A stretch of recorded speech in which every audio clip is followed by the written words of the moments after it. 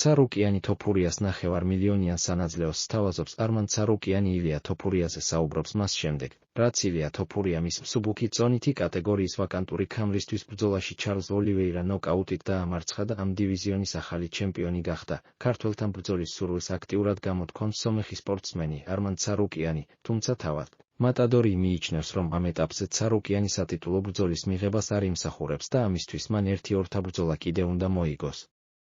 არმან ცარუკიანი სოციალურ ქსელებში ილია თოფურიასთან დაკავშირებით არაერთ ვიდეოს აქვეყნებს და ამით როგორც გულშემატკივრების, ასევე თავად ჩემპიონის ყურადღების მიქცევას ცდილობს. ახლა კი საუბრისას მან განაცხადა, რომ მზადაა ილიას 500,000-იანი სანაძლეო დაუდოს. არმან ცარუკიანი მე შემიძლია სასწორზე $500,000 დავდო.